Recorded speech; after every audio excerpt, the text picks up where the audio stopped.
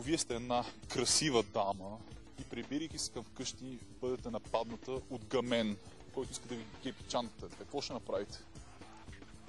Ще се самозащитите с газово спрейче.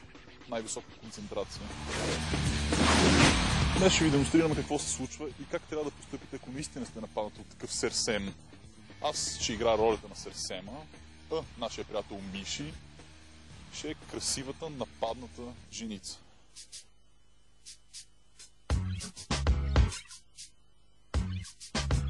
Lucy Lou, with my girl Drew, Cameron D and Destiny, Charlie's Angels, come on.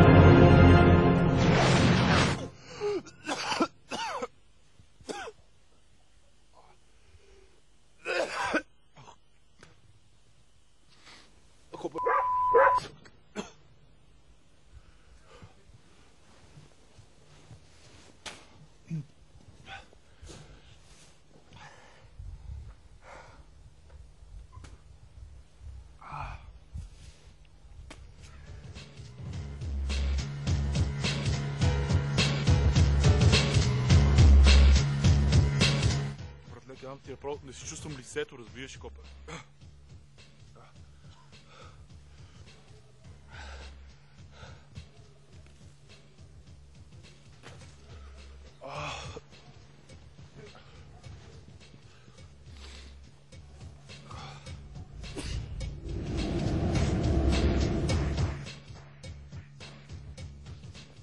Малко е селско, че плюва, братле, но просто е невъзможно да не плюеш, разбираш. Повече никога няма да нападам беззащитни жени. Често ти казвам. Повече никога.